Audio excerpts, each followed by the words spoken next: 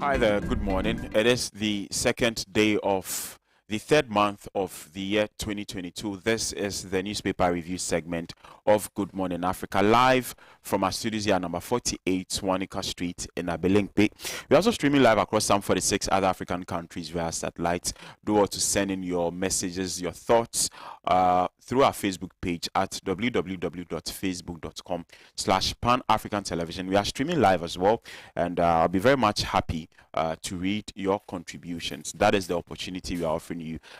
We do not give only our panelists the opportunity to express their thoughts on issues of national interest. You can also join in the conversation, and I'll be more than glad to read your contributions.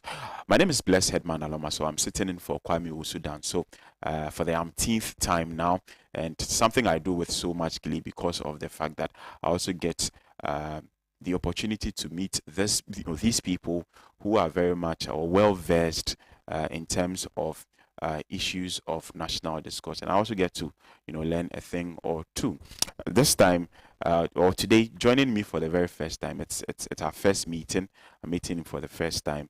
He is the member of Parliament for the Jirapa constituency, Honorable Cletus Seidu Dapila. Good morning, sir, and welcome to the show. Good morning, my brother. Thank you. And of course, our usual Dr. Mohammed Marzouk. Good morning, Dr. Marzouk. Good morning, sir. How are you, sir? I'm very well, thank you. It looks like you are in excellent health as well. Sure. Fantastic. Fantastic. Healthier than a medical doctor. All right. Dr. Malto is here as well. He'll be joining us pretty later. He's in the studios, but he'll be joining us shortly. And but we have to kick-start the conversation. And without further ado, let's get into happenings in Russia, because it is an issue of topical interest, because we have some Ghanaians there who are stranded, who are trying to cross the border, looking at the situation. But for the very fact that there's a war, it looks as though racism finds its way into everything at every time. Whatever the time is, whatever the situation is, there will still be racism. The African Union, they are saying that they are disturbed by the prevention of Africans from crossing the Ukrainian border. That is the current situation over there. We know that that place for now is a war-torn country. If it's not torn yet, at least from all indications, from what Vladimir Putin and his charges are doing over there, we know that it is only a matter of time that things actually escalate. Things have already escalated, if you ask me, because some deaths have already been recorded. And there are Ghanaians there. The good news is that some 17 students have been evacuated, and they are actually in Ghana. I think they arrived yesterday at the Kotoka International Airport. Per news we hear from the Ministry of Foreign Affairs and Regional Integration. So yes, so that's good news. We are hoping that the others also join. The disturbing news, however, is that I've seen some videos circulating. Some people are saying that for them to come to Ghana, I saw a particular video. One guy said, even in this situation, he would rather die than come to Ghana.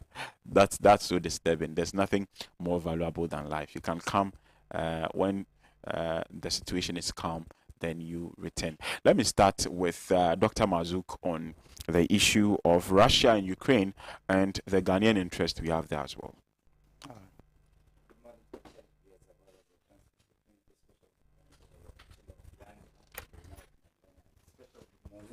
To the weak people of Nanton and the chief in Nanton. Thank you.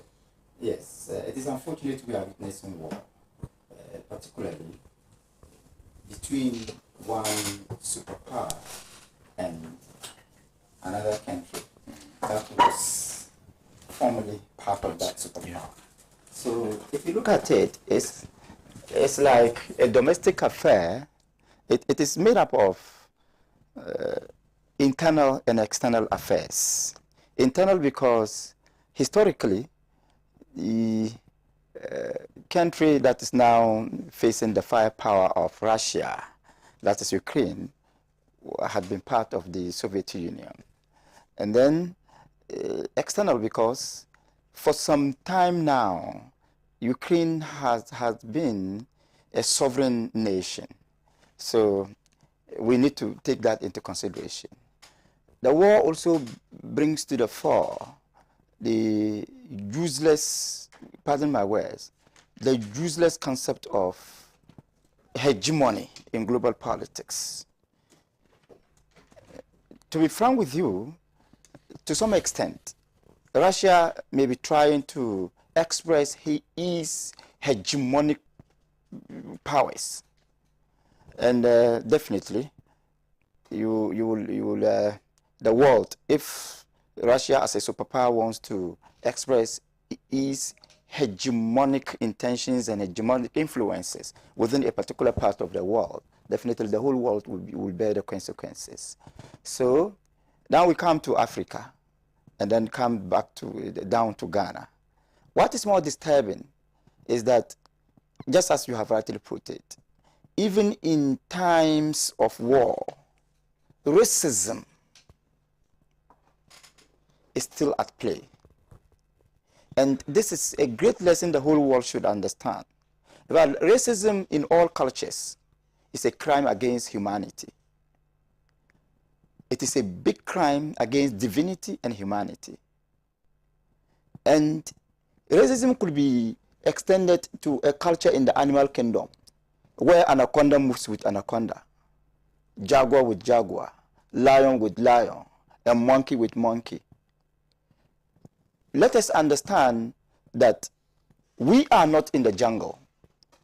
We are all members of humanity. We all belong to one race, that is the human race. So if we all belong to the human race, we must conduct ourselves in a manner that reflects the principle of unity in diversity.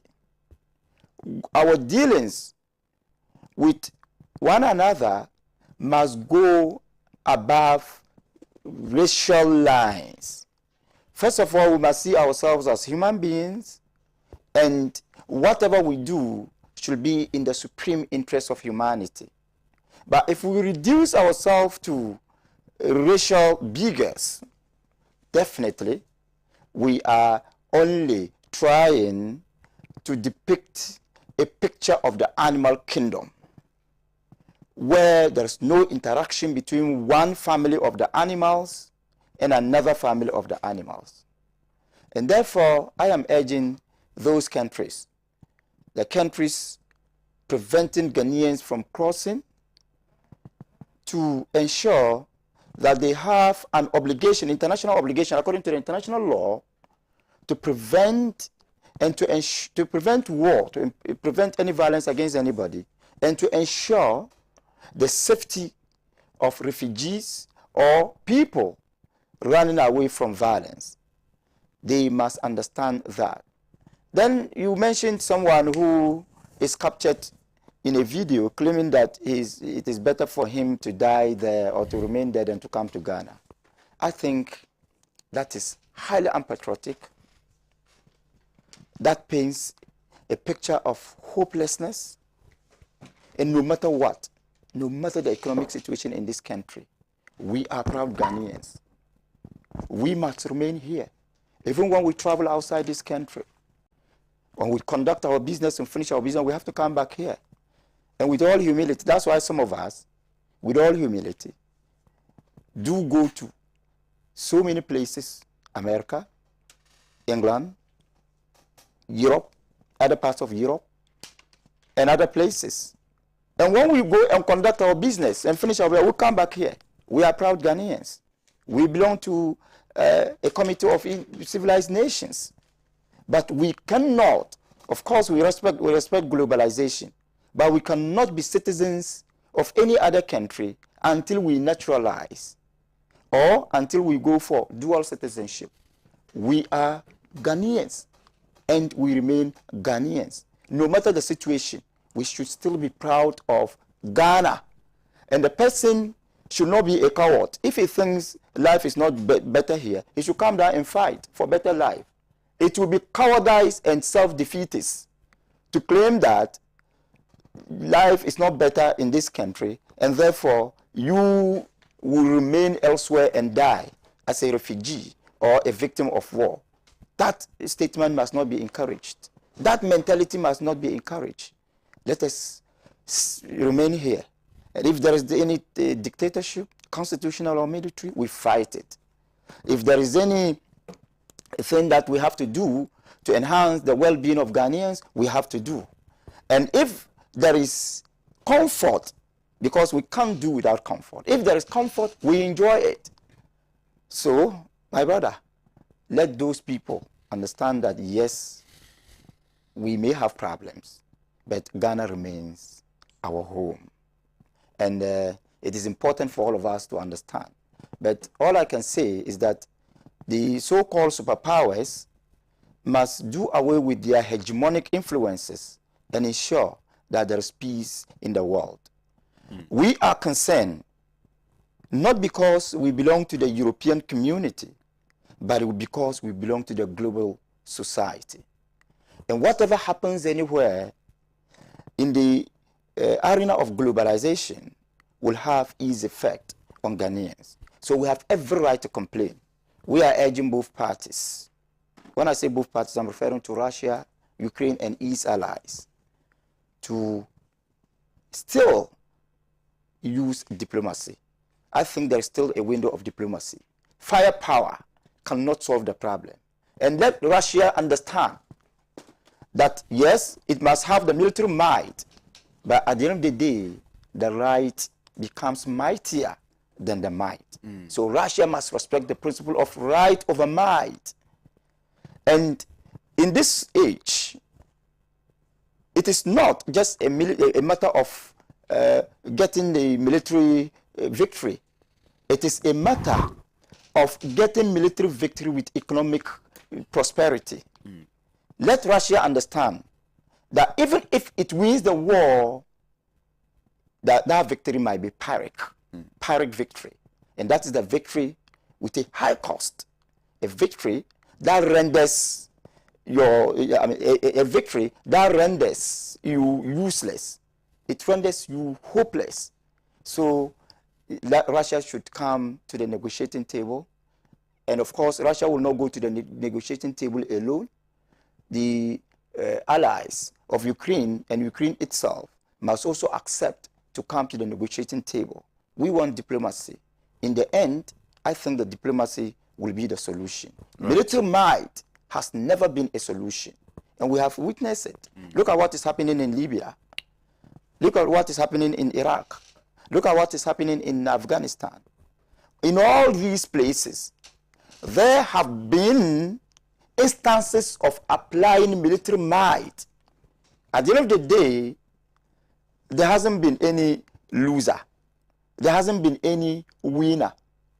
And I think if we are to quantify the effects of the wars in all these countries, then, in fact, in terms of effects, they have rather been losers.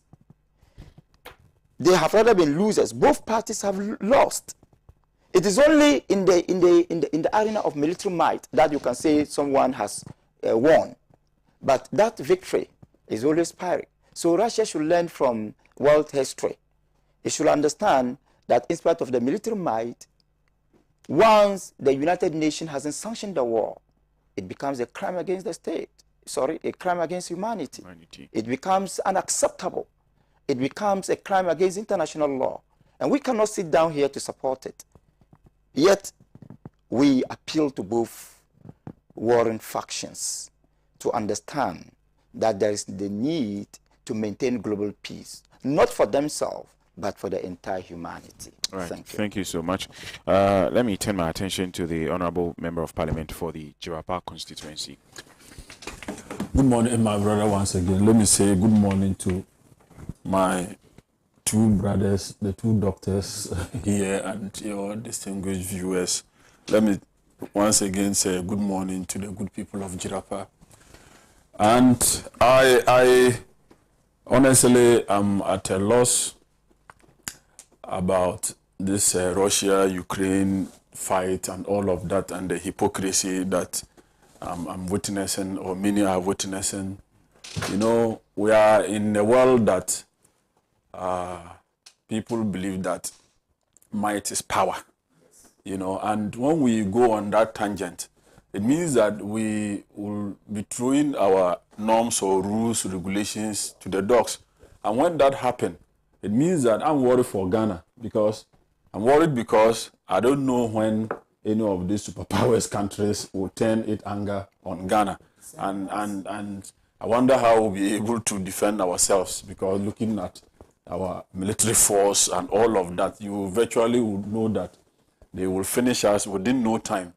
That is why the UN and all the international organizations that we belong, the ECOWAS, the AU and all of that, I don't know where all these bodies are, and any country can get up once you think that my neighbor or this country has angered me.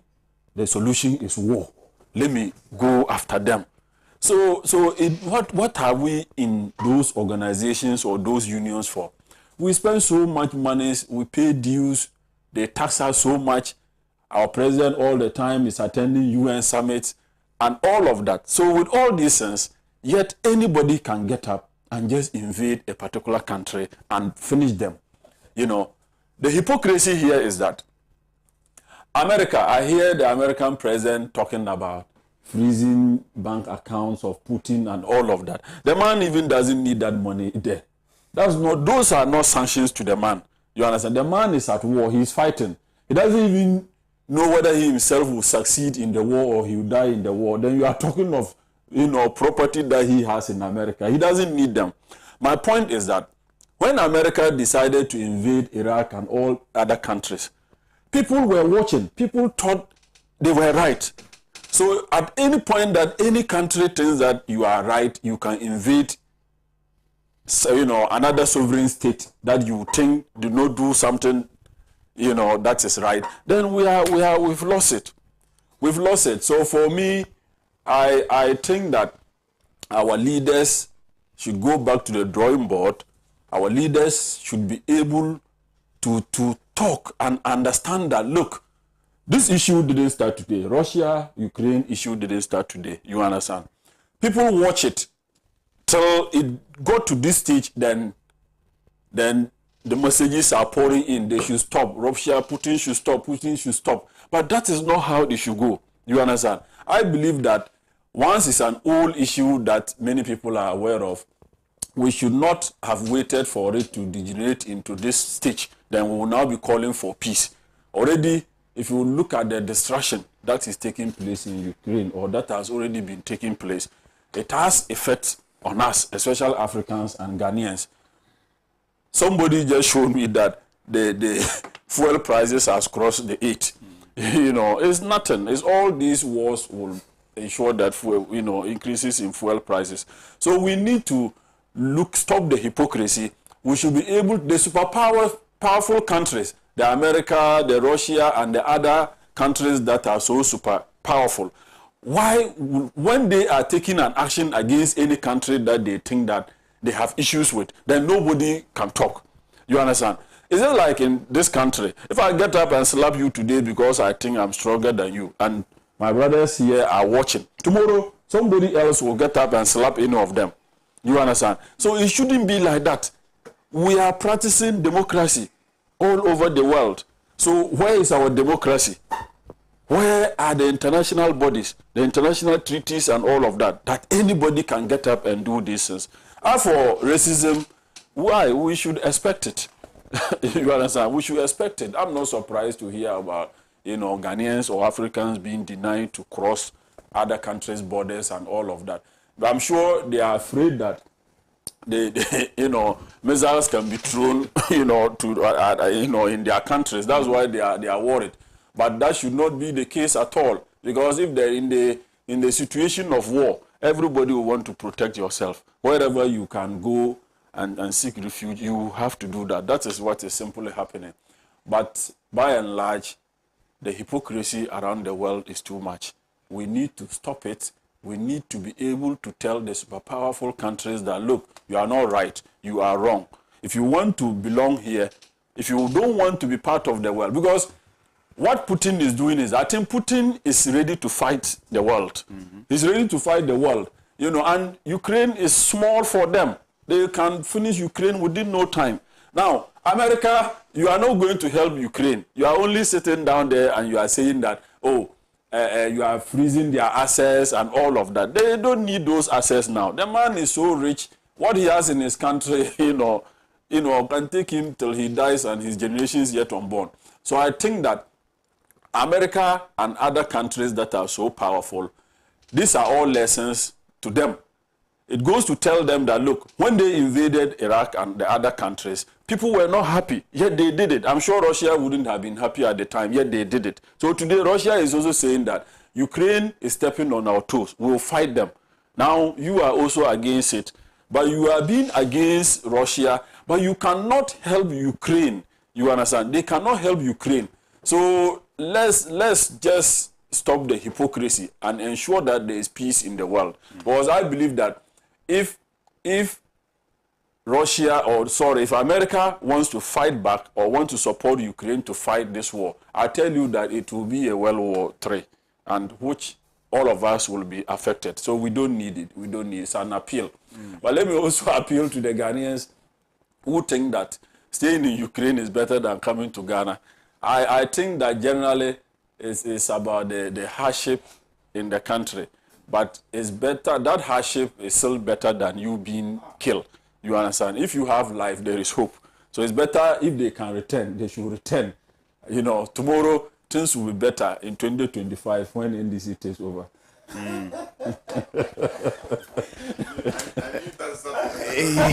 knew he was going to end on that note. It's better.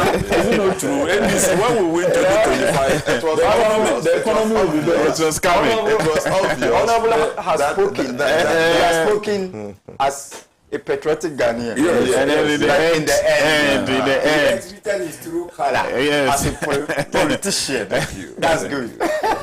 Yeah, things will be better. Things will be better. In 2025, when John Mahama came, Takes over. when John Mahama come to power. Rather. Right, Professor Amauto, good morning. Good morning. Yeah. Good morning to colleagues, and then good morning to all viewers. Let me use this opportunity to wish my former Vice Chancellor, Professor Joshua Alabi, a belated happy birthday. Yeah, he celebrated his birthday yesterday. Prof, may you grow and then see your great grandchildren. Amen. Yeah, because you're a good man. All right. Russia, Ukraine. There are a lot of political theories surrounding. It has its own historical antecedents.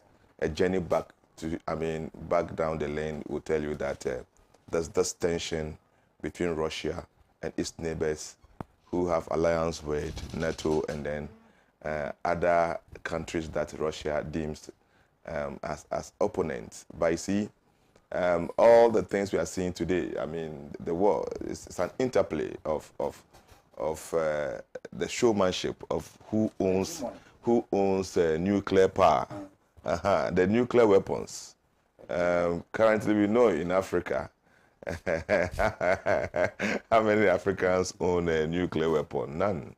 So the few countries with nuclear weapons want to display their power. And weapons today, it seems because of democracy, we've enjoyed peace. So probably we've forgotten that as a country, you need to also protect yourself.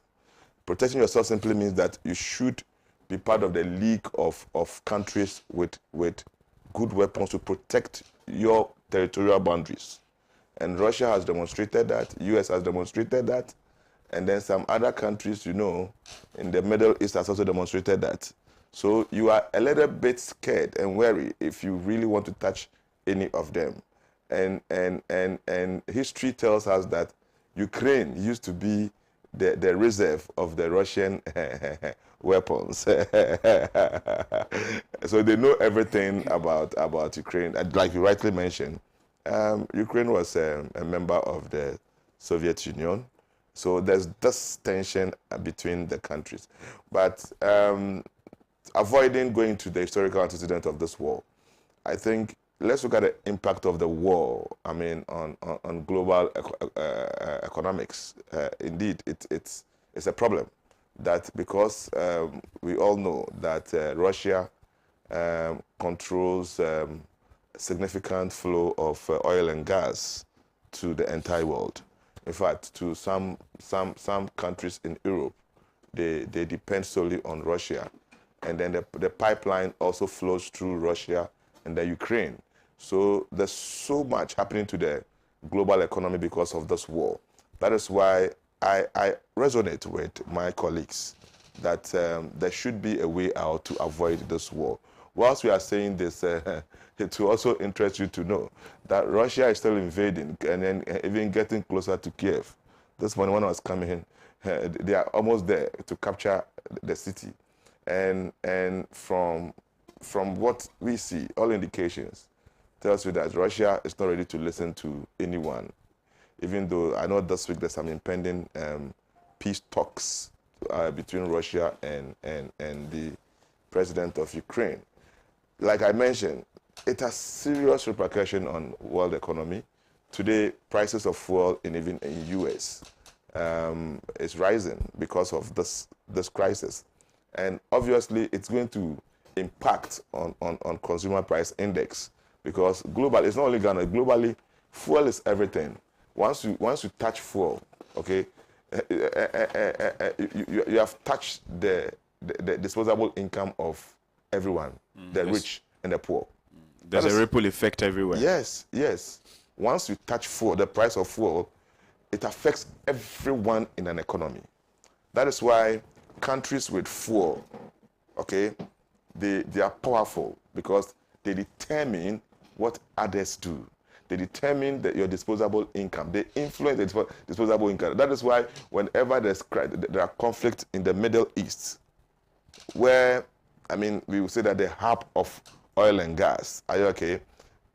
The world economy changes. It's negatively impacted by those conflicts. So today, fuel price has gone beyond global. Crude oil price has gone beyond $100 just a barrel, just within 1.5 weeks of conflict between Russia and Ukraine. So it tells you the magnitude of hardship that this war is going to impose on several countries. We have nothing to say but to continue the appeal, okay? Like you rightly mentioned, every country is being, even though as powerful as they are, they are very careful to probably take sides with respect to this war. Yeah. Because as I mentioned, it has its own historical antecedents.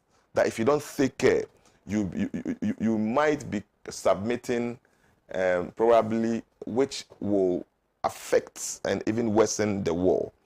But I'm so much in tune with the way, and also I think it's in order that if the countries are not, or have decided, have resolved not to probably get involved in the war, the next option is to use economic sanctions. But how long will this sanction, how potent is the sanctions? I know Russia has been taken off a lot of platforms, even the money transfer SWIFT, they've been taken off SWIFT. So indeed, it is not about Russia alone. Bless, today if you're in Ghana and you have probably a business counterpart in Russia, it means that if he owes you, he may not have the platform to pay you back. Yeah. There's some of the things that the implication of some of these economic sanctions on countries, okay? And even that sanction on Russia alone is not going to impact Russia negatively alone, but the sanction is going to affect the whole world. Because it's not just about money flowing to Russia, but Russia is being cut off the whole world in terms of free flow of finance. Okay, the inflow and outflow on one major platform. Okay, and then some of the other economic, sanctions that has been leveled against Russia, to a large extent, the intent is to probably influence the posture of Russia and also bring some economic hardship to the economy of Russia. Okay, we saw what happened to Libya. Libya, I mean, even though overcame it. Now, the impact of sanctions may not necessarily be the answer today, because, like I mentioned, it's not about only Russia alone, but everybody is involved when you place economic sanctions. And for information, Russia has other allies. If the Chinese open their market to Russia, okay, what is the impact of the Ghanaian market to Russia? What's the impact of the U.S. market to Russia? Some of those things doesn't come in at all. So the only way is to really dialogue and come out with the best of resolutions to ensure that people don't lose their lives. Already, a number of people are losing their lives, and Russia is warning people, Ukrainians, to leave Kiev because they are taking over. That is the arrogance of power. I mean, being so arrogant, invading somebody's country, tell the person to leave, his land. I mean, you don't expect, world leaders to do this. But today, they think they have the power. But bless, before I land, I think I really want to make this passionate appeal. I think yesterday we received the first batch of Ghanaian students from Ukraine. I think 17 of them. So. Yeah. And you see, whenever there are crises, I want to believe that those people have gone through so much trauma. And as a country, we have to look at our best. Already, there was a deficit which influenced Ghanaians to even travel to Ukraine. And most of them are medical students. Yeah. Most of them are medical students, because that is more like a hub of, medical, tuition center, where they subsidize education. Some of them, most of them are on scholarship. Yeah, it's even cheaper practicing, studying medicine there than even here in Ghana. Than even in most countries. Yeah. So India have their students there, the South Africans, the Egyptians, the Moroccans. Most of them have students there. Nigeria, a lot of them, like over 10,000 students. Now, nobody knows when this war will end. So I'm very happy a member of parliament is in our midst. Maybe there can be some transmission from here that if they are listening to us, Ghana Medical Association should be looking at how to absorb the students, irrespective of whatever they have got into. So they will give them some livelihood. Don't allow them to, let's not worsen their plight. They've gone through a lot, the trauma of war. In fact, you need someone who have gone through war to tell you how it feels, okay? Let's not worsen their plight, but see how best we can design some top-up. If you have done 2 or 3 years, let's quickly absorb them into the medical school, okay? Already we have deficits in various regions when it comes to health workers. Mm-hmm. So let's not leave them idle, but quickly absorb them, design specific top-up courses for them, and then receive them as one of our own, okay? Because if not for the deficit, they would have migrated to Ukraine to go and the last comment, coming from my colleagues with respect to that video that went viral, concerning the young man who was, lamenting that indeed for him to even travel down here, he would prefer dying in Ukraine. I don't think that young man was even talking from Ukraine. I don't think he's talking from. I think it's one of the social media videos. But you see, it goes a long way to influence a lot of people, the mindset. But it is not true. Bless, it's not true. Look, there's no life out there. Indeed, today you watch other countries and we wish we are developed as they are. But look, liberty, freedom, okay, the acknowledgement of self-actualization, that respect, you wouldn't get it over there. I'm telling you, the comfort, you wake up, you have people you talk to. Look, I was like, in Ghana, we have our problems, so, but stress doesn't kill us. At all. Stress doesn't kill us at all. We don't seek medication for stress, but stress is a major killer in other countries. Because I know I can fall on my family members to de-stress myself. Okay? I just have to drive to Accra, Newtown, where I was born and bred. My old friends are there. I remember my Kelewele friend. I can go and sit there for 3-4 hours, chat. By the time I get home, I am distressed. These are things we never get in the West. Indeed, we all want some financial empowerment, okay? There are opportunities there. But let's stay in our country. And I really resonate and admire your submission that, look, we are Ghanaians. Nobody can develop our country for us. Let's come back wherever we are and develop our country like the way they stayed. And it calls for sacrifices. Okay? So bless.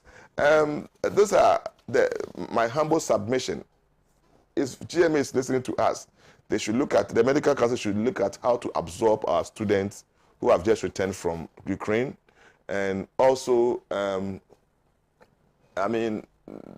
disabuse the minds of people who have become probably victims of some of those videos going viral, that it's better to stay in a war-torn country than coming back home. Ghana is a peaceful place.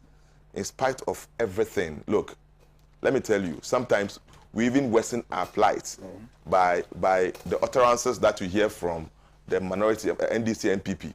Okay, they intentionally do it. When they go back there, they are one. They drink together, they eat together. I know this man sitting here. Okay, out of the 138 MPs in the majority, okay, he may have about 2 or 3 who are best friends that he can call. No, I'm maybe about 2 or 3. And they chat. In fact, some NDC sympathizers cannot go to this man's home without notification. But there are some MPs who will walk into his bedroom, his office, without knocking. They'll tell you. We know them. So it wasn't surprising that he ended very well by saying that they should come back home, even though things are difficult. Yeah. Look, currently the whole world is facing difficulties. We're just about to come out of COVID. The suddenly Ukraine and Russia war. Okay. So it obviously will worsen our plight. So COVID is health disaster. Yeah. Ukraine-Russian war is military disaster. In fact, self-inflicted. It's artificial war. Okay, artificial. I mean, man-made war. Putin made war. Okay, that's what we can say. That's how we can describe it. But it's instructive that we appeal to the world. That look, the world is at some level of difficulty if this war continues.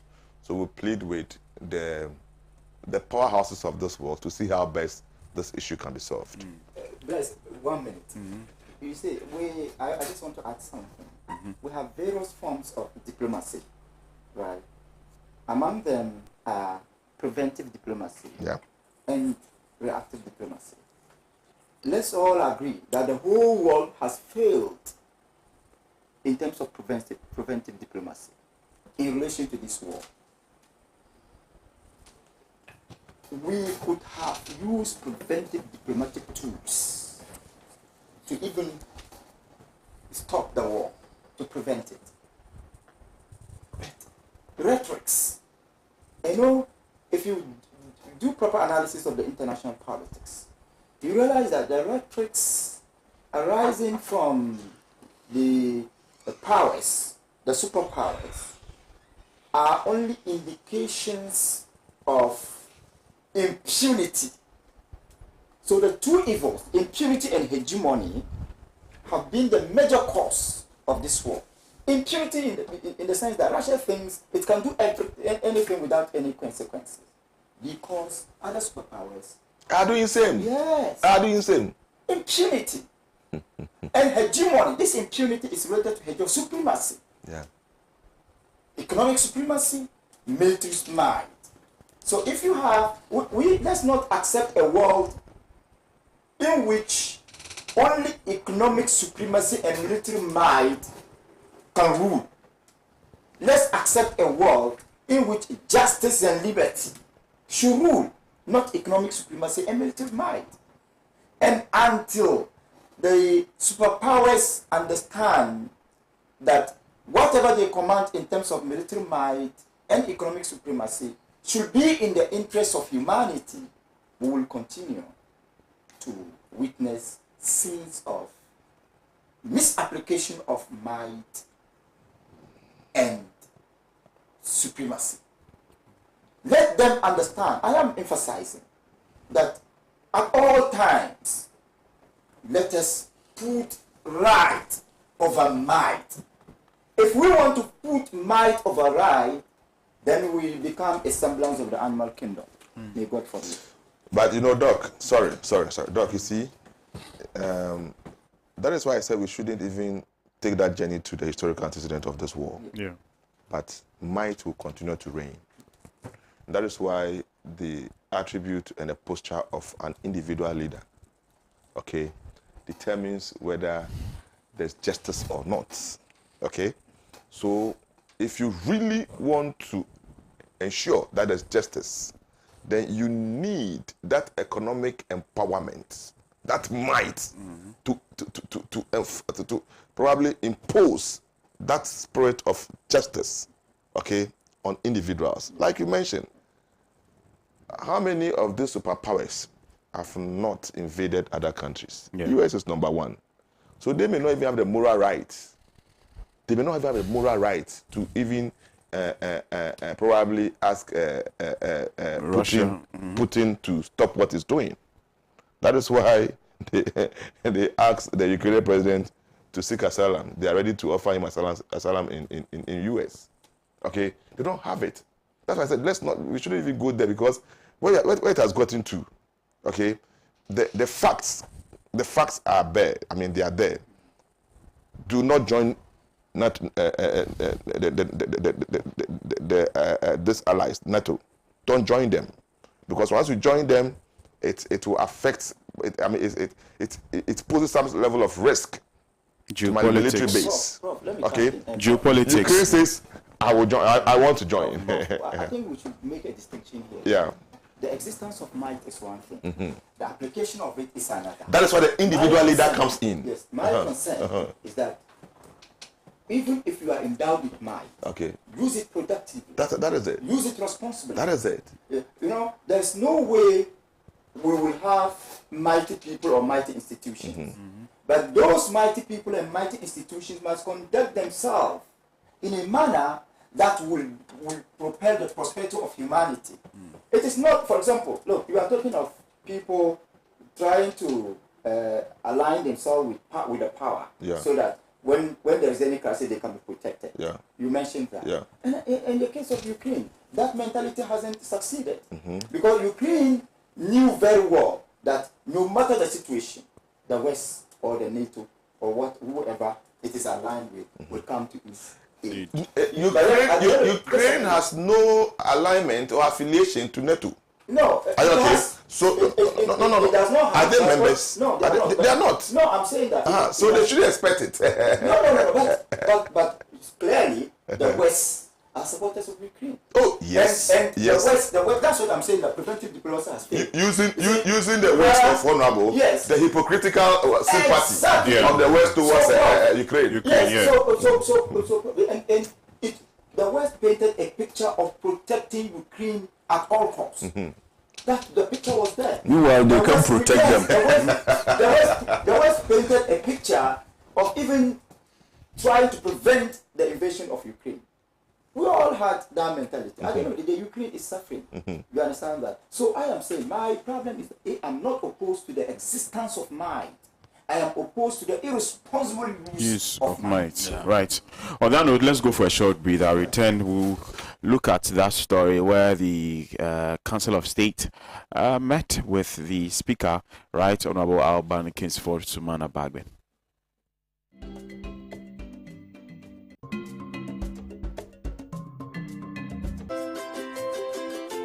Trasacco Estates, home to Accra's most beautiful and luxurious homes, presents its newest addition, Trasacco Springs.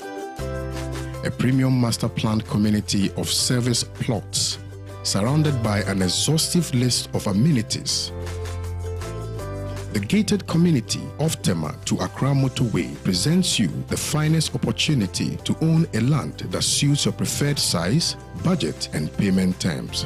Trasaco Springs is open to you for development. Our on-site sales executives are ready.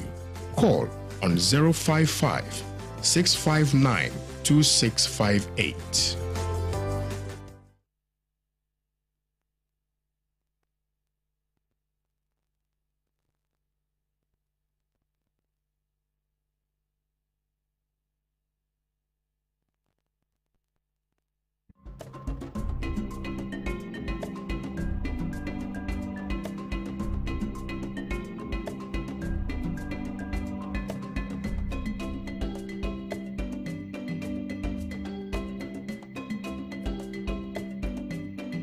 Come back from that short breather. If you just joined, you're watching the newspaper review segment of Good Morning Africa. The show is proudly sponsored by Trasaco Springs. If you want plots of land to buy, don't let the name Trasaco scare you. We've come to believe that it is only the bourgeoisies who live in those areas, such as Trasaco and then the East Lagos and Co and all of that. But don't let it scare you. Trasaco Springs, they have serviced plots for sale at very affordable rates, very, very affordable rates, and they have payment plans for it, for you. So if you're a young man and you have dreams of building that, dream house, Trasaco would want to assist you. So get in touch with them. Contact them on 055 659 2658. I repeat, 055 659 2658. So yes, so there you have it. Let's get into the story of the Speaker of Parliament mediating with the Council of State. Yes, and before we see the controversial electronic transaction levy, that is the e-levy bill, placed again, I think it's only proper and prudent that such consultations are done. As to whether or not the bill is going to see the light of day, it's a conversation for another day. Of course, we've seen that people are vehemently against it. Some people are saying, of course, it's good. We've heard the president speak about it. I think it was 2 days ago he met with the National Labour Council at Nkwetia in the eastern region of Ghana, where he eloquently opined that it is high time we did away with foreign aid, and by so doing, it's high time again that we also, as a people, find innovative ways of raising revenue, and by which he made a case for the electronic transactions levy. Now we've seen Parliament, and I'm very much happy that, of course, we have a member of Parliament amongst us, and we've seen the whole misunderstanding, the whole brouhaha, the whole kerfuffle between the minority and majority MPs. We've seen the likes of the Honourable Member of Parliament for Dome Kwabenya Adrasafo come into play. The fact that I'm hearing that the New Patriotic Party they are saying that they are disowning her. They want her seat declared vacant, all because of this e-levy. We've seen brawls in Parliament and all of that. So let me start with the Honourable Member of Parliament for the Jirapa constituency on this particular issue of the Speaker of Parliament. Speaker under fire from the majority side of Parliament, and he meeting with the Council of State. Thank you, my brother Bless. I just want to put some records straight here for everybody to hear and listen. The Speaker of Parliament, Right Honourable Alban Bagby, the Speaker of Parliament does not have the purview to bring members of Parliament into the chamber. He has the duty to preside. If he gets into the chamber and the members in the chamber cannot form a quorum, then, sometimes they overlook it and will continue to take decisions. But if a member should rise and raise the issue of quorum, then we have to adjourn or suspend the House until such a time that we will get the numbers into the chamber that constitute a quorum. The blame that people are giving to the Speaker of Parliament, I think by now, everybody by now should know that it is not the making of the Speaker of Parliament that we've not been able to pass e-levy. In fact, the last confusion that took place before we went on recess, the Speaker was in his office. The Speaker will call on the majority leader, please, I'm available, bring the bill, let me preside. Then the majority leader, oh, we are not ready, we'll bring it. Then they will not bring it. You understand? Now, the man says that I want to travel to Dubai to seek medical attention, but I am available from this period to this period. Whip your members to come to Parliament. Let them be in the chamber. Then I preside, then you pass. Because the position taken by us, the minority, is that Ghanaians are against e-levy. And we are standing with the Ghanaian populace. We are saying that we will not support it. Bless, remember that they are more than us by one. So if they are able to mobilize or whip all their members into the chamber, they can vote for e-levy. But we will not be part of e-levy. That is the stand of the NDC minority and many Ghanaians. You understand? Now, this blame that you are giving to the Speaker of Parliament, what has the Speaker got to do with NDC members not supporting e-levy? You understand? I am saying that the posturing, if you look at the composition of the CIF Parliament, the CIF Parliament gave the MPP clear majority, 169-106. So any bill, any amendment, anything that they wanted to do, they did it or they could do it with the easiest. You understand? Now, Ghanaians spoke in the last elections and gave us this hung parliament, split, 137 with one independent. You understand? That should inform the government of the day, the leadership of the government of the day, that look, where we have gotten to, if we want government business to go through smoothly, then there is a need for us to always engage. If you don't engage, then you come into the chamber and you want everything to be voted for or voted against, then government business cannot go through. Because remember, once you are in government, majority of the ministers are in Parliament or come from Parliament. You understand? Now, many of them have international assignments, they have ministerial assignments. Now they are compelled to always come to sit at all times because everything must go through voting. You understand? So what I'm trying to say is that the manner in which this e-levy business is conducted is the reason why we are at where we are. Now, they've gone back to be doing town hall engagement, town hall meetings. This engagement should have preceded the bill coming to Parliament. That's a fact. You understand? This engagement should have preceded the coming of the bill into Parliament. You understand? Bless, remember, it's a levy. It's not a tax. You understand? Is that like in our houses? In our houses, even if the family heads want to bill everybody, but normally they call a meeting. You understand? At a family meeting, all of us belong to families that we all contribute. That is levy. So they will levy all of us to pay this amount for such a project. You understand? But if it is a tax is taken from the profit you make from your business. So those are, there's difference between a levy and a tax. Now, you want to pick money from my whatever source, maybe my capital or my hard-earned money, then you refuse to engage me. Then all of a sudden you say that I should pay 1.75% or whatever money that I'm going to transfer from my mobile wallet or my bank e-transactions. Then without engaging me, that is where the problem is coming from. Now, the other thing I would like to add is that all of us do not like the brouhaha in Parliament. The Council of State meeting with the Speaker of Parliament, I think there's a saying that better late than never. But I think they are laid back. You understand? Look, the issues happening in Parliament, the Honorable Haruna Disu has been saying that the majority leader is not being honest with me. We go into conclave and take decisions. Then he come into the plenary and change his mind. And that is not fair at all.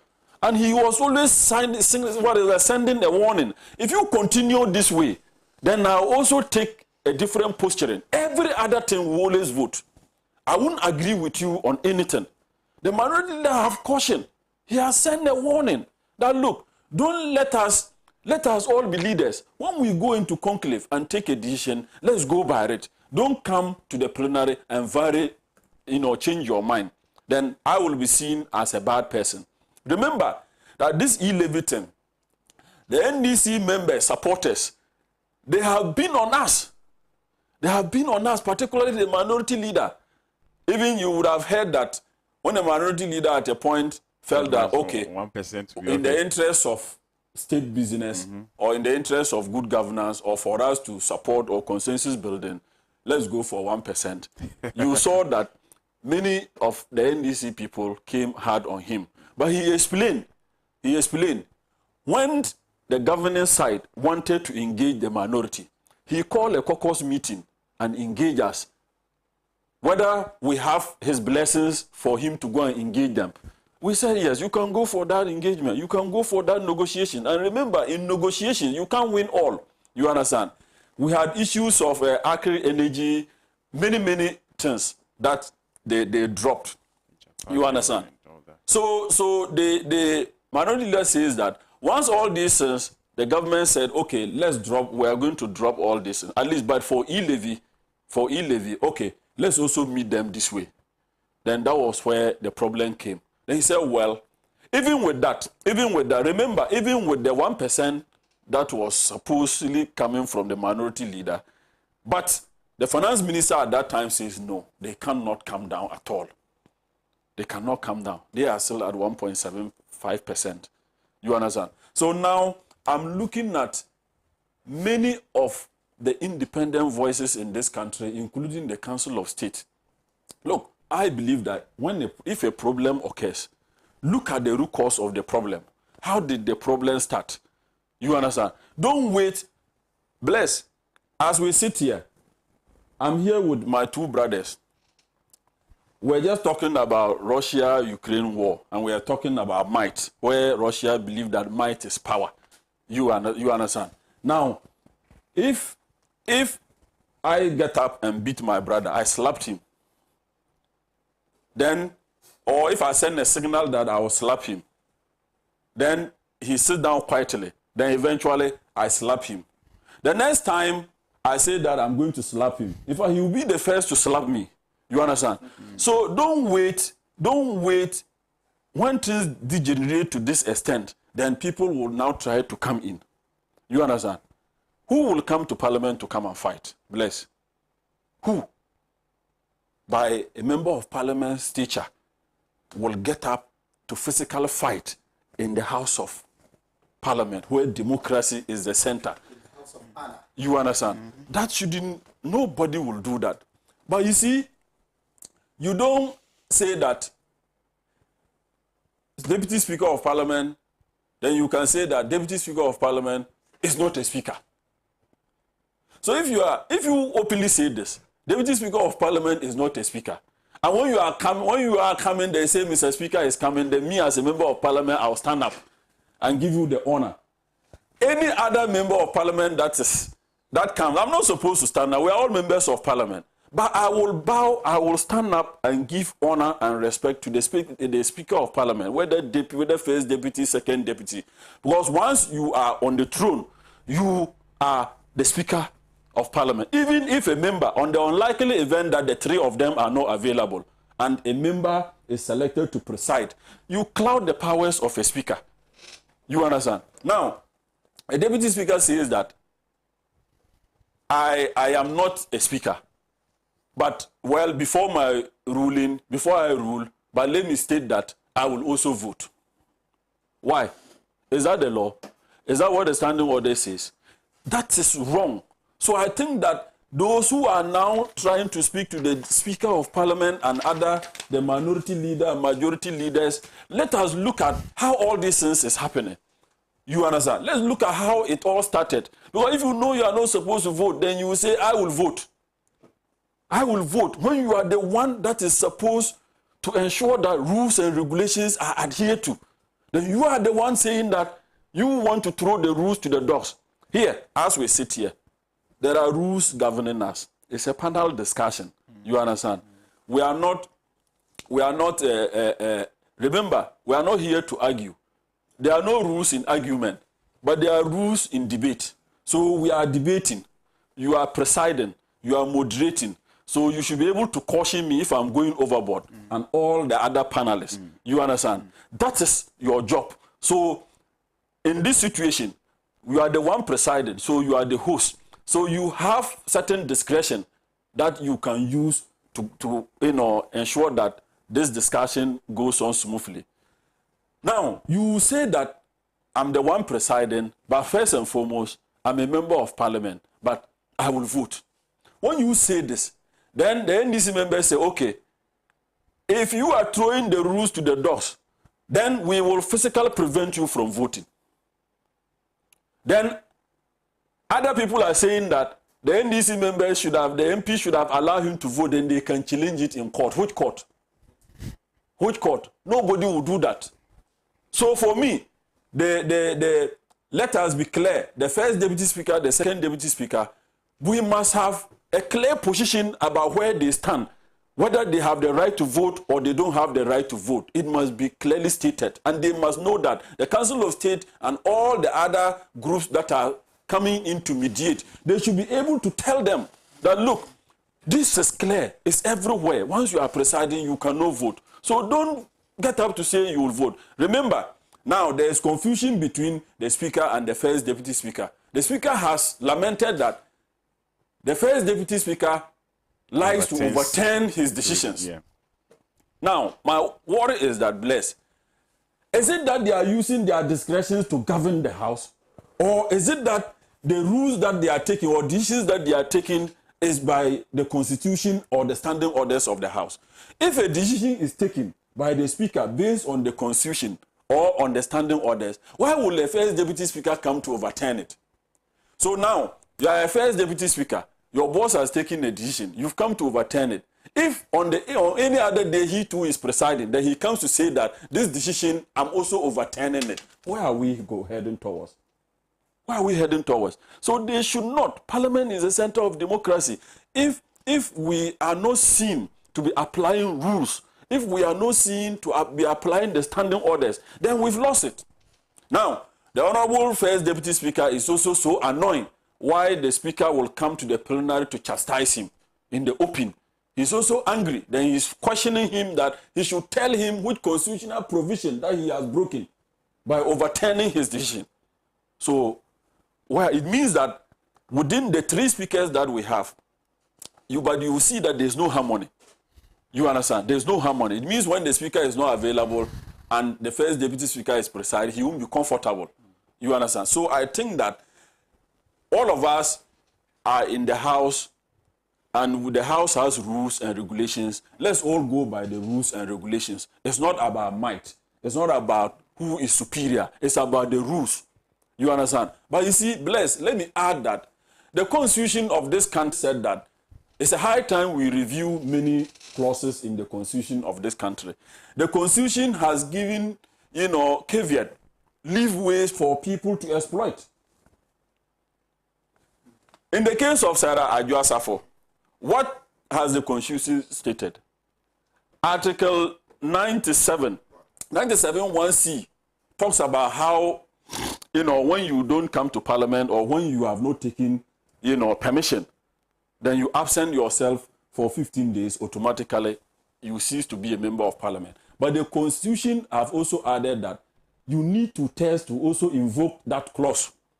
You understand? So it's not automatic that when you have not attended for 15 days, you are out of Parliament. You need to test. How will the MPP get to test to remove Adwoa-Safo?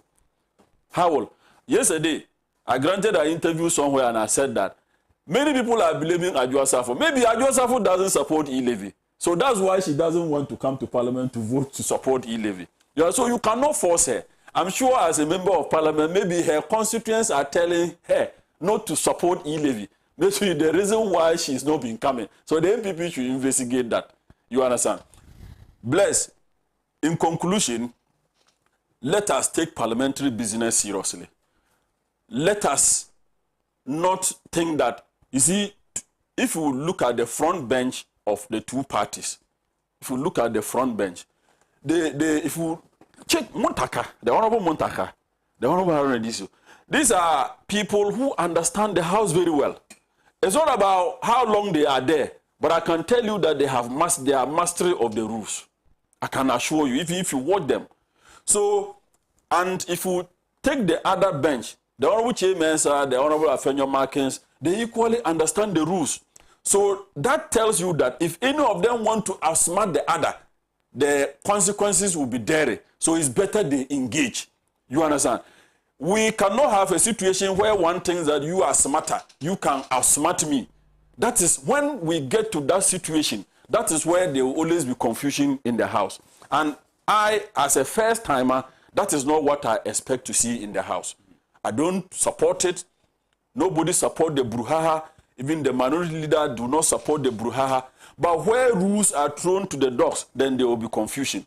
You understand? We don't expect that rules in the House should be thrown to the dogs. So whether Speaker of Parliament, First Deputy Speaker of Parliament, Second Deputy Speaker of Parliament, let's all abide by the rules and regulations of the House. We are governed by the Constitution and the standing orders, nothing more, nothing less. We should all go by that, and this brouhaha will stop. The Council of State meeting is good, but you see, when you want to mediate, when you want to appeal to people to come together and build consensus, you must be very honest. You must be seen to be honest.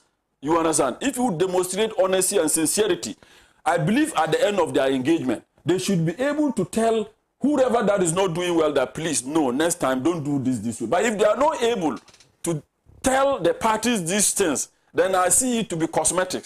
You understand? Because at the end of the day, all of them, they watch the proceedings. You understand? Like I said, is it the duty of the Speaker to bring MPP members to Parliament? No. Is it the duty of the Speaker to bring NDC members to Parliament? No. No. So you don't blame him. You don't come out to say that the Speaker is not supporting e-levy, the Speaker because he's NDC. No. If you look at the Honorable Bagby, the Honorable Bagby has Ghana at heart. At times when he speaks, NDC members themselves do not feel comfortable. We think that we brought him and he must be seeking our voice. He must be talking for us. You understand? But the man, if you look at his posturing, he is thinking Ghana. He's thinking Ghana. He's always said it. Let's support this country to develop. Let's don't come all the time with that partisan attitude. It will not help the forward march of this country. He has always stated it. You understand? And sometimes he has issues with he has issues with the NDC members who think that no, you are our person. We groom you. We brought you. It's NDC that brought you this far. So support our agenda. He's been very balanced. So the idea of always going out publicly to chastise him as the one that is not supporting government policies, I don't think we are fair to the Speaker of Parliament. We should stop it. If we disrespect the Speaker, we are disrespecting the entire Parliament. You understand? If you don't respect your Speaker, if you can always come out to boldly talk ill about the Speaker. If you look at it, the Honorable Harun Edisu, when Michael Kwe was the Speaker, he wasn't always on him the way we see the Honorable Chimensa Bonsu all the time always like talking about the Speaker. And these people are supposed to be the best of friends. But I don't know why it has gotten to this stage. So I think that going forward, the engagement should be more. You understand? Like I said, e-levy. Few days ago, I listened to the Honorable Chimensa Bonsu said that, in fact, that they underestimated the resistance of the people against e-levy. You understand? So that means that government failed to do its part. That is where we are. So once they themselves realize that they failed to do proper engagement, and that is what brought us this far, then they should quickly or immediately withdraw the e-levy. Now, to talk of the president, you see, many people do not mind paying taxes, but many Ghanaians are worried. When we pay the taxes, what do we use the money for? Do we get the benefits of the taxes that we pay? That is the concern. Bless. If we can tax ourselves here to develop Pan-African television, or workers of Pan-African television can come together and say that, look, This station is our baby. We are the workers here. Let's pass something to be able to do ABCD to ensure that the station grows. You understand? That is perfect because you are getting the benefits. But many Ghanaians are worried. You see, many Ghanaians are worried. Look, many things are not working well in this country. Many things are not working well in this country. Just as blessed to conclude, the president, including parliamentary conduct. yes, the president should show remorse first. The president should tighten his belt first. You understand? If you are going around showing opulence, then you will say that people should want to levy people. You want to take money from me to be chatting flies. What is wrong? There are other presidents when they are attending summits or programs in other countries. They go in first class or business class. There's nothing wrong with that. There's nothing wrong with that. You see, the African mentality that we have, I don't know, somebody said something that the corruption or the manner in which we treat our leaders started even in our secondary schools. And the person said that when he was a house prefect, he was entitled to 2 cups of porridge and 2 buffaloes, when his colleagues were entitled to 1. The dining hall prefect, if you are the dining hall prefect in the secondary school, you are entitled to a full pan of porridge and so many buffaloes or donuts to yourself. That's true. But that is wrong. No, that one is not wrong. His argument is wrong because that is privilege for service. No. Let me tell you something. No, I'm saying that that is the problem. In other jurisdictions where we don't see this opulence, corruption, and all of this, is not how they are trained. I'm saying that the way we are trained is the reason why when we even get to the top, we think that we should have everything.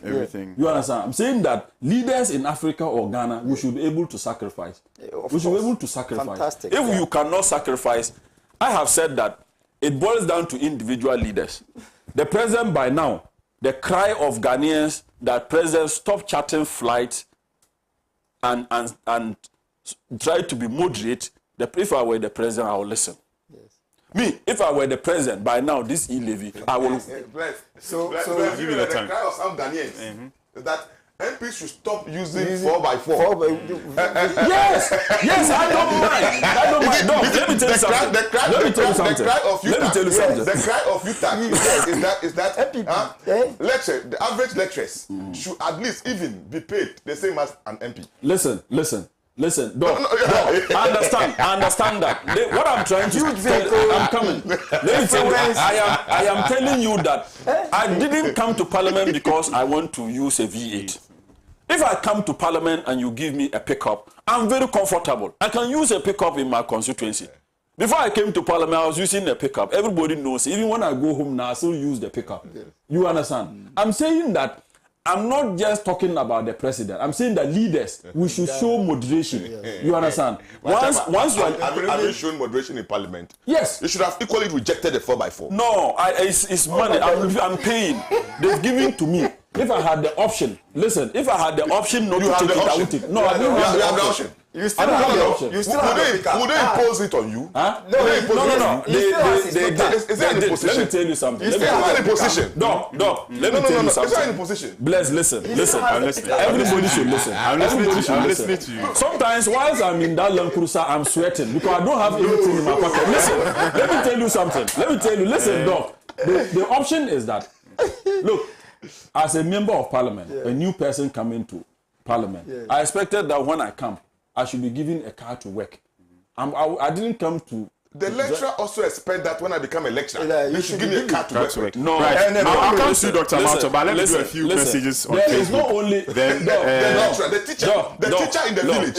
I'll do some Facebook messages, and then I'll come to Dr. Mato. If you can kindly wrap up. Let me wrap up, Doc. Where you are taking me to, you don't want me to talk about the president. Doc, listen. In the case of Ghana, we have a presidential jet. You understand? Ghanaians, based on our economy and our financial strength, we acquired a presidential jet that the president should be using. Why would he? Is that like they've given me a Land Cruiser, assuming that the Land Cruiser is given to me? Then I say, I don't need the Land Cruiser, I need Lamborghini or Rolls Royce or whatever car, big car that I want to use. That is what the president is doing. We have a presidential flight. The president should use it. That is all that we are saying. And what we are also saying is that so we are don't enjoy a cars. privilege and pretend as if you are talking for the masses, accusing other persons enjoying privileges. And Doc said, look, some positions goes with entitlement and privileges. Yes. That is Right. why. Thank you very much. I'll come to you, Dr. Malto. I understand. I'll come in. I did not land. The president should not presidential jet, finish. right? It's true. I agree with you. Yeah. We have simple cars. The MP should use simple cars. Yeah. And stop using Land Cruisers and other Look, things. let me come. I just want to amplify your point. I'm coming. The But you let me moderation- finish. You get the opportunity. I'm coming. I want to conclude. I'll give you the I'm time. coming. I What I'm promise. trying to say is that The moderation should be simple. when I came to Parliament, you understand? The ministers, when they are appointed, they are given cars from the state. Let me tell you, it's not only if you go to many of the universities, they have vehicles, official cars. I have worked for 16 years You understand? as a lecturer Listen, in a public listen, university. listen. The school never provided me with a car. Listen. You have come to Parliament for only one Listen, term. You have 4x4. A car that I cannot use Let my me tell you income. something. Let me tell you Well, something. for the 15 years to buy. Let me land. Now, let's talk about leadership here. Let me see? land. Let me come. Yes. Let me come. In your university, are there not people who are driving government vehicles? No, I'm telling you that, see. It's not about how long you have worked. Listen, it's it's not about how long you have worked. When the president... Don't tell me that because it's not about how long you have been in Parliament. You have been in Parliament for only one term and you have a 4x4. Please, No, it's don't when we go there. When you go there, Let me tell you something. you have been to Parliament for only one term. No. Listen. I want the discussions. I want us to be decorous. Let's go. It's not an argument. It's a matter of listening to one another or each other. What I'm trying to say is that, you see, Dr. Malto, look, the 4x4, okay, the money that they are taking from my salary, I pay for the car loan. You can go to bank and take a loan and buy the car. Honorable, please. I'm coming. Let me land. No, Let me you land. are paying for the 4x4. Yes, I'm paying for it. All. All? No, if not all. No. Listen, all the amount I pay for all. I only So give me duty exemption and all of that. In the same vein, you have the power, okay, to approve a lot of things for this country. You have approved a lot of entitlement to yourself. No. Because of that's where you Article got it 21 wrong. of this holders. That is where you are getting it wrong. I'm telling you, see, I said, don't charge that part. Don't charge that part. I'll give you the time. I'll give you the time to corporate of that. I'll give you the time to I'm respond. not a corporate. Doc, It's not true. Yes, nobody. Thank you. Listen. It is the duty of the state. It is the duty of the state to provide MPs cars. It's the duty of the state to provide lecturers cars. And even civil servants. Are you entitled to that? What I'm trying to say listen. The state. The state. Yes. Through who? The state. You sit there through Parliament. No. You are eating to I'm coming. This is very important. I'll give you the time to respond. You are eating into your time. Please. Listen, Doc. What I'm trying to say is that where Doc is getting it wrong, the state says that I'll provide you cars. You understand? Or the state is supposed to provide cars for MPs. It's not supposed to. Why? Why do you say that? Why do you say that? Get a constitution. Why do you do What that? constitution that we have? So it's an illegal.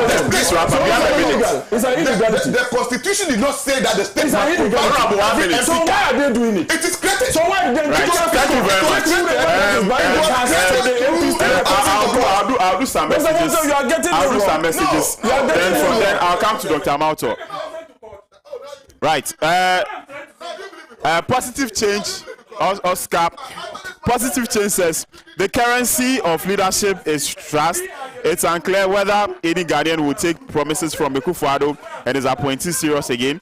It is regrettable that this government has abandoned its own promises made to us when they needed our votes. Regards to Honorable Elvis Sefri Ankra. And Musa Batua says when Dr. Baumia and MPP were championing the agenda of breaking the 8, Little did we know that they were referring to the fundamentals of the economy. They are right. The fuel prices have already broken the 8.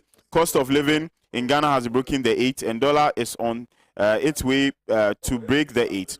Those with ill-conceived plans are the ones championing the agenda of breaking the 8. Ghana deserves visionary leaders. Greetings to Chairman Bunas. Okay.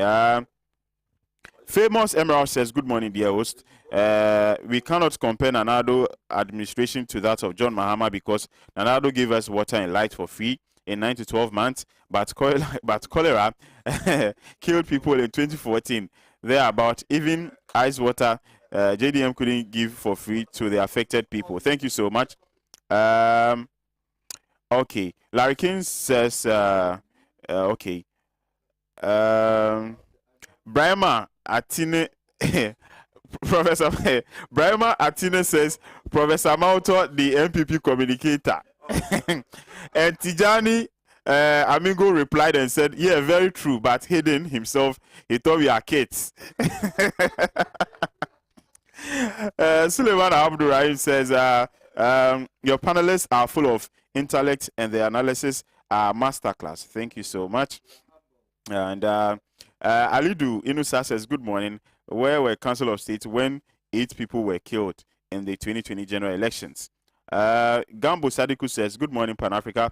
May God bless you for your good job. Okay. Right. Thank you very much. He said you are watching from Qatar. Gael Alize says, confusing the issues. The president has a jet for his office. So what has privilege got to do in terms of... Okay, right. Thank you so much. Real Ghana says Dr. Malta is an MPP sympathizer, period. I don't think there's anything wrong with that, is there? Okay, right. So these are some of your messages. Let me come to Dr. Malta. There are lots of them. I think the host... Okay. Mano James, Professor Malta doesn't want the MP. Okay.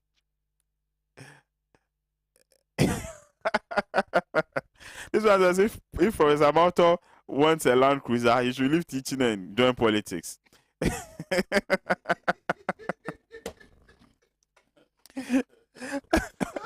Right. Right, Professor Malta, let me come to you. And you've eaten into your time, so you have only 5 minutes. Okay, that's not a problem. I'm okay with that. I flag a lot of things that I really want to really comment on, especially with some submissions by the MP, which I think shouldn't have come from him, especially when you make statements like the courts. The courts, in fact, is the last resort for resolution of, conflicts. In a constitutional democracy. And Parliament is an embodiment of that lawmaking. So, we all condemn the fight. So, indeed, if we are looking up to Parliament and that whenever there's a lacuna, whenever there's a gap, they have to use fisticuffs, then there's a problem with us. And I don't expect anybody to defend that act. And I'm happy they came and apologized. But I just have to make this statement because our honorable MP, did like in his state submission, justified a bit of it, and the way he even described the courts. But let's not forget that the NDC. No. He said, should we go to courts? They said people said we should go to court. Should we go to court? Yes. And that is who will do that. Who will do that? Yes. Look, no. When you do that, you see, you are communicating. Okay, we are looking up to Parliament. Lovers of the rule of law will do. Thank you. So no, we are supposed to, because we are practicing democracy, and in a constitutional state, where to resolve issue, even before democracy, we were resolving issues in the palace. Yes. You go to the palace to seek redress. You cannot just hit anyone at all. So we didn't expect MPs to resort to, the confusion that erupted in Parliament. But I see, as a member of the body of knowledge, look, bless, whenever there's a gap, people take advantage of it. And the confusion that erupted in Parliament, It's because there are some provisional gaps in there where they have identified. That is why people steal and go to court, or they do things and go to court, and then, I mean, they are freed. Because in some instances, the question they ask, is it legal? Is it a practice? Is it a convention? So, in the absence of law, there's no sin. Oh? Sure. If there's no law, there's no sin. If there's no law that when somebody behaves here, I can slap the person. I can slap without a problem. So Parliament should rather sit and look at their standing orders. Whether they've addressed all the gaps. Some of this confusion is an avenue for them to address the gap. So I will appeal to my honorable colleague that they should rather go in there to define, now get a proper definition for who a speaker is, whether deputy speaker can vote or not. Once it's not in there, make provision for it. So that in future, because you see, Ghanaians, this is just the beginning. We don't know what to happen. Before Supreme Court. Yes. But I see, so no. They didn't go. No. But I see, the Parliament. Honorable should have confidence in the Supreme Court to do the determination. But I see, they have the right. They have the rights. They have the right in there when it comes to the standing orders, because they have it regulating them. So if those provisions are not there, they should quickly make provision for it. Why all this? You know, the main topic here is Council of State. I mean, Speaker going to seek Council of State with respect to the economy. Bless. I think the Speaker understands the state of the nation. And as a concerned Ghanaian, I was happy that he even told Parliament that if we don't take care, the economy is facing some level of financial stress such that in the next 3 months we may not be able to even pay salaries. And that is how bad it is. And favorite salaries have not been paid. Sorry, it's been paid. It's been paid now. Yeah, it has hit my account this morning. So, Chairman, I am good to Chairman, go. I'll see you after. I'll see you after the show. Oh, when I step down. I'll see you after the show. You know, I mean, the blood in me is flowing. It's flowing. Like the way the blood in Honorable has been flowing every day. Are you okay? Flowing very well every day, though. Me, I have not been paid. Oh, they are paid first. No. I'm telling you, I have not been paid. MPs have not been paid. But to be frank with you, the MPs face more challenges than they enjoy. No, I know. That is why I said he should have been making some statements. That's why I disagreed with him. Yes. That I said, look, let's face the fact. Positions goes with privileges. It's everywhere. Yes. Look, your obligation as a presenter it's not the same as obligation of maybe somebody in this office here. I mean, in this organization. You have to wake up early in the morning, do a lot of things before coming here. You are not the same as the receptionist down there.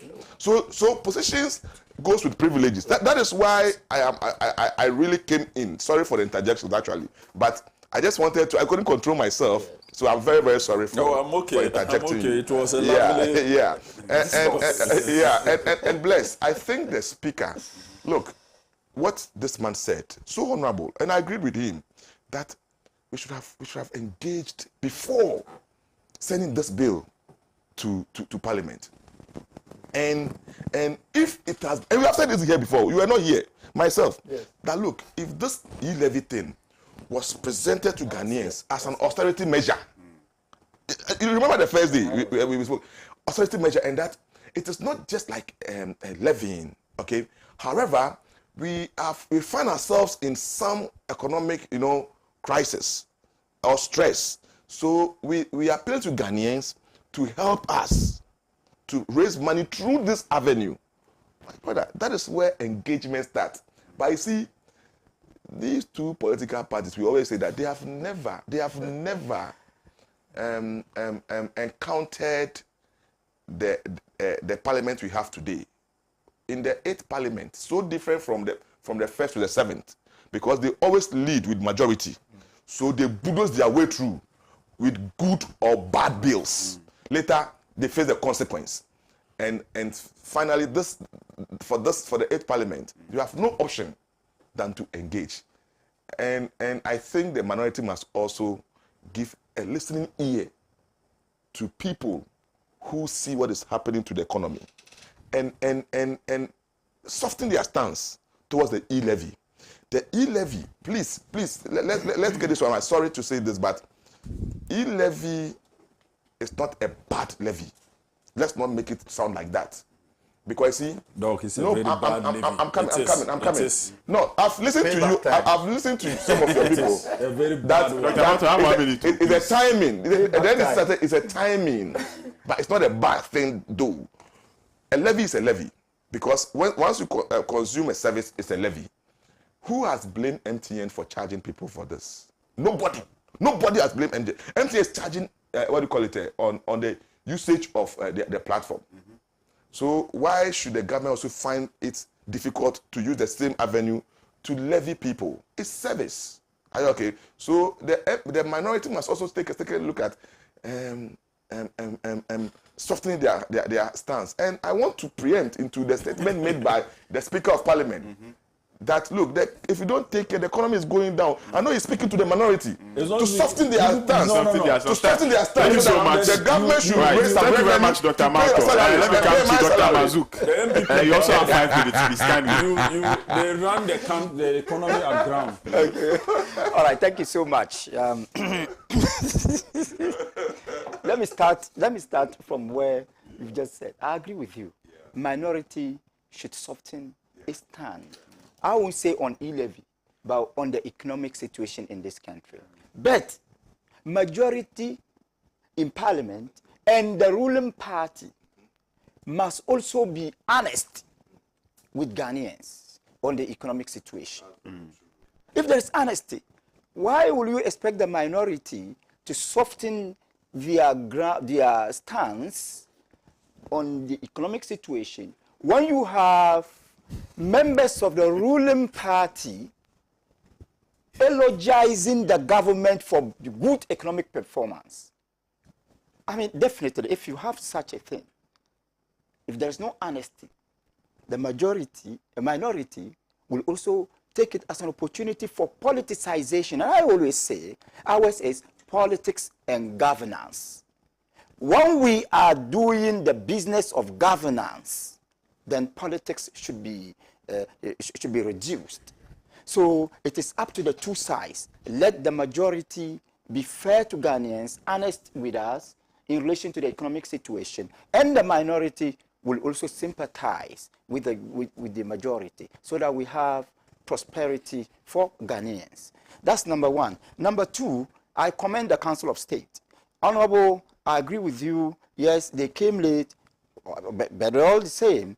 They are expected, they are supposed to be commended. I commend the Council of State. And the Council of State, members of the Council of State have expressed maturity. But that commendation will be inconclusive if it is not extended to the Speaker. Because if you look at the engagement between the members of the Council of State and the Speaker, you realize that both sides have shown maturity, and we need to commend them. We need to encourage such engagements, and that also explains the importance of engagement in democratic dispensation. In fact, normally engagement is thrown to the dogs, if I can borrow the words of the Honorable without any fear of plagiarism. Mm-hmm. You see, the engagement is thrown to the dogs because of arrogance of power. Normally, and I'm not referring to this government. The NDC, when it was in power, didn't see the need in so many instances for engagement. The MPP is doing the same thing. So it is at all times, it is the governing political power that shows a kind of arrogance. And the moment you do that, as a governing political party, definitely the opposition will also respond in the same way. So I am appealing to both minority and majority to understand the economic situation of this country, so that at the end of the day, the engagement that we have initiated under the banner of the Council of State will yield positive results. Right. Thank you so much. Let me chip in. The two doctors and all our viewers listening to us, engagement, very, very important. Yeah. When you have members of parliament, okay, from the majority side, who can arrogantly say that whether they like it or not, will pass e-levy? So that's the you understand? You have the communicators of the government party saying that the MPP, whatever they are doing, but they will pass the e-levy.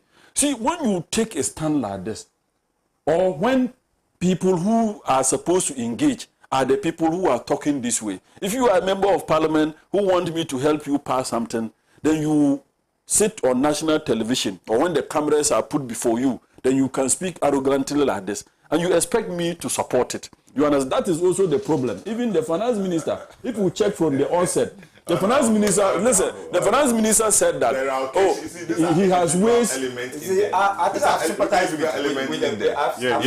panel. You've given me 5 minutes. Yes. And I've decided you did well. You did well. So I use that time. Let's what I want us to understand is that democracy is about compromises and sacrifices. But these compromises and sacrifices must be contextualized. And the best context for them is honesty. Honesty.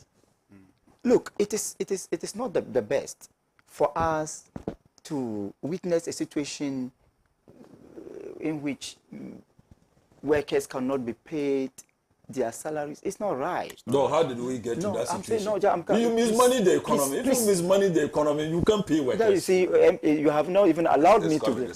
And I'm making a point. You see, it is not the case. Right. You understand that? Waste. You see, it is not. It is some level of waste. Yes, it is not best. It is not the best for us to do that. You understand that? But even when we are confronted with such problems, you still have spin doctors loyal to the regime telling us that everything is well. Everything is good for us. I mean, it's not the best. I was telling somebody, I am technically opposed to e-levy. I've made my stance very clear. And when I make my stance very clear, it is because, one, there should be a justification. One of the justifications was that without e-levy, the economy will collapse. Right? So if you present yourself as the embodiment of economic mastery, you've been given the opportunity to rule the country, and for 5 years now, you are telling me that without one single policy, the economy will collapse. Definitely, that will question your economic competence. Right, thank you so much. So at the end of the day, what I am calling for is dialogue. What I am calling for is sacrifice. Honest dialogue. What I am calling for is compromise. What I am calling for is honesty. What I am calling for is patriotism. What I am calling for is unity. Right. Thank you so much, Dr. Masuk. Thank you, Professor Mauto. Thank you, Honorable Claire Tuseidu. Dapila. It's been interesting meeting you for the very first time. And thank you so much at home too for making time for us. It's been a pleasure. See you tomorrow. Bye-bye.